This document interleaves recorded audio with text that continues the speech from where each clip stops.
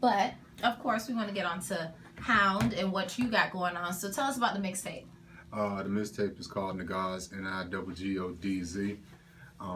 It's composed of 11 tracks, produced by Audio Jones. Shout out to Audio Jones. Mixed by Ice, the producer. Shout out to him.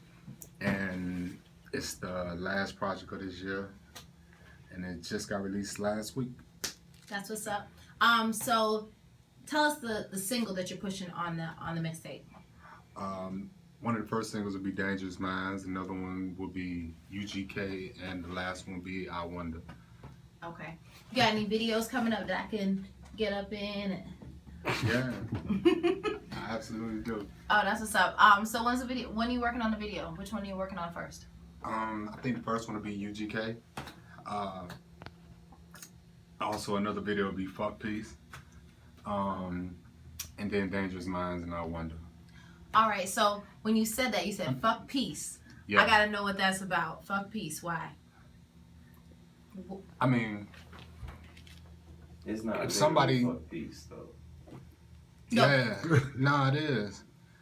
If somebody's taking that attitude with you and they're showing you that it doesn't matter how much you march or how much you protest or how many different ways you try to work within their corrupt system, this is going to be the outcome every single time. And it's been like that for like the past like 600 years or something. Eventually, you should try something else.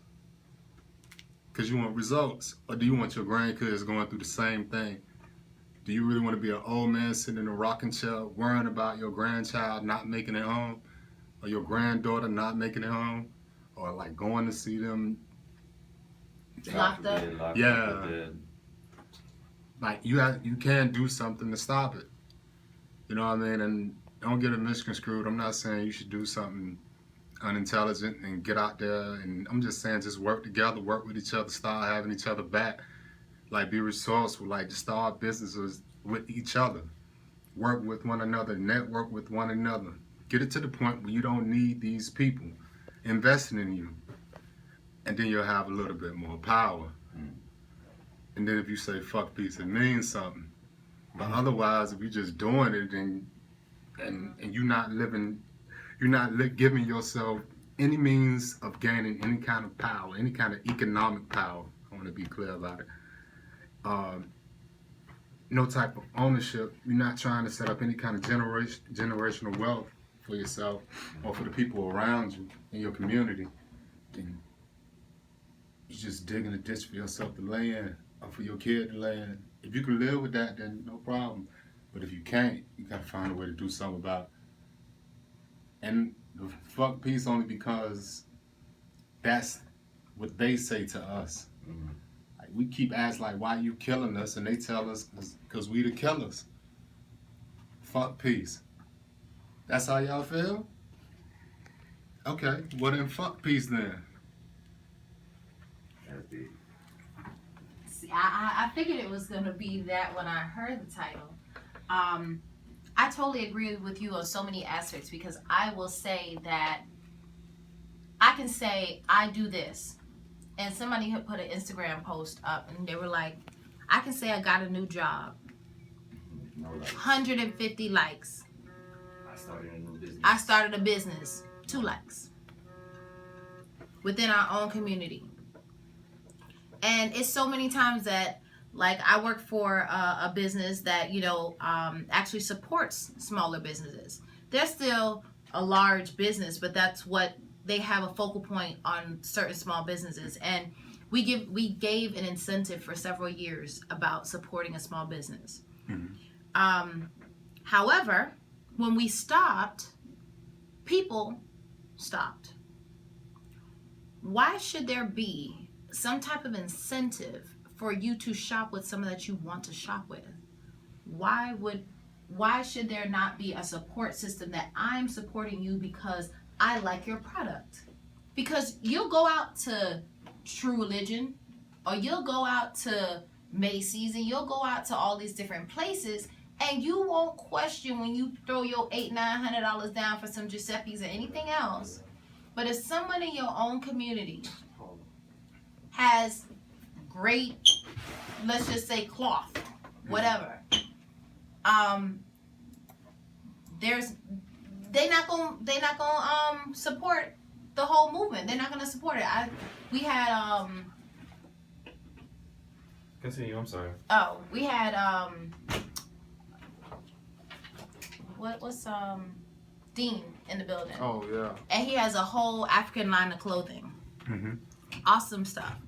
And it's so crazy that we wouldn't go and showcase or, go and support that business, but we'll go and support, some Forever 21 version of that they don't care about it. They just came up with the cheapest way to make it and gave it to us. It just got to get to the point where it becomes like the norm.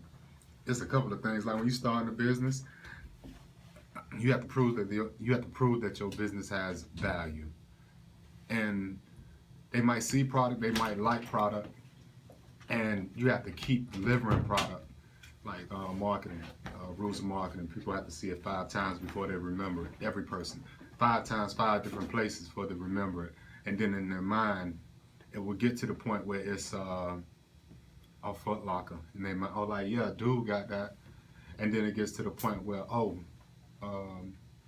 Rashad's, like kind of like Rasul's. Mm-hmm. At first, Rasul started off, it was a small business, and then he built it to the point where people knew the name. Purple Carpet, they started off as a small business. Now people know the name, so people now they go to Purple Carpet. But it's still not the norm yet, because not a lot of people have pulled it off. Usually people go broke within the first year trying to figure their business out. Like, you might not find your niche in the first year, the first 5 years, the first 8. But after doing it consistently and focusing on delivering quality product and getting people to wrap their mind around, like, not looking at you as like the person they know, but like, oh no, but my friend of mine, or the guy that stays in my neighborhood, he does this and he does this well. Like, I'm going to him. It's like something that you kind of build up over time. So it's not the norm yet, but it's getting to that point. Okay. I feel you. That's almost like finger licking. If you look at how finger licking is, Yeah.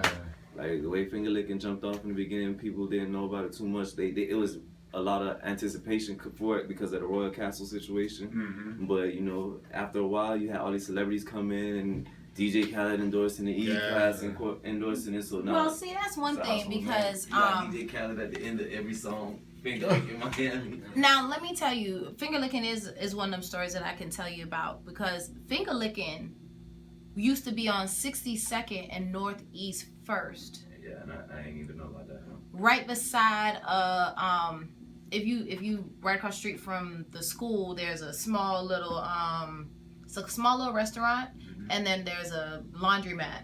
So it's like a little gate. She started outside her house. She used to sell plates at her house, and then she went there.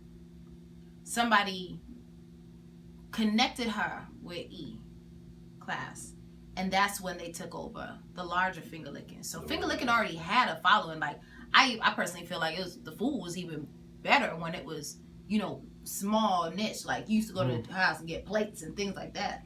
She was actually cooking the food. That's how finger licking started. Like, for real. We was, it was a great place. Not to say that finger licking now isn't just as awesome, but you're absolutely right. Now everybody, the whole city knows, because a celebrity came and said, "Oh, this is great."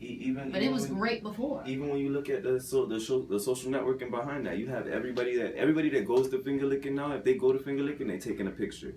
They not only taking a picture of either the drink or the food or just the fact that they're even just at finger licking. Mm-hmm. They have to let you know, and that's where they no longer have to put money into marketing themselves. It's a perpetual marketing system, sort of. You feel me? And that's what we need to get to as a small business. You feel me? Like, once you get to that point where you don't have to do anything, your hearsay is enough, we can work like that. But the thing is, we don't congratulate people when they do good. As black people, as people in Miami, we don't, like, if someone's doing something positive, it could be the best thing in the world. We gonna see it and not say nothing.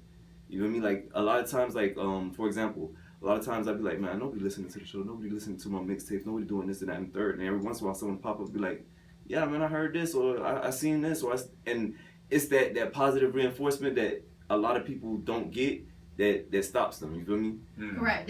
We don't know how to grind. Like, we don't normally keep grinding. Because If it nobody's is that saying we, nothing. Nobody's yeah, speaking we don't with get pat our on the back. recognition for what we did. We be like, man, this ain't working. Let's start something else. Because it really feel like it ain't working. It feel like if you They feel like killing you're running yourself their place. doing something and you don't feel like you getting any results, and then nobody's around you making you feel like you getting any results, and you could be doing good in their eyes. You'd be like, well, damn, am I just making a fool of myself and they're not gonna say nothing? Yeah. Maybe I should just not do it. Unless you really got love for what you do, like, man, nah, I'm gonna get this point across eventually. One way or another. And I feel like we don't tell each other enough. Dan, you doing a good job. You feel me? You out here, you working, you this or you that. They just be waiting for you to fall. Well, you're doing a good job. Oh, thank you. But I'm just saying. We're gonna start doing that from now on. Yeah, boys, high five. Yeah, but sometimes, you know what I'm saying? Some people need to hear that. Like, you could be struggling to do your best at something, struggling, and you be like, man, don't nobody even care. And you get this one person, and normally it's somebody that's not that you the least expect. Somebody that's outside the circle. It don't be in your circle to tell you. It'd be like some, hey man, I haven't seen you working. And it does give you that reinforcement to keep going. Yeah, Even if it's one person. exactly. I don't think we do that enough for our own people. That's true. Give each other the reinforcement.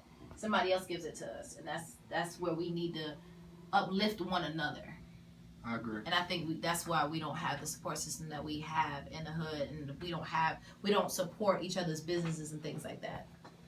We need that. Well, we're gonna go into the first one real quick. I do want to hear this fuck piece real quick, so we're gonna go into that one first. All right. That's what's up. I have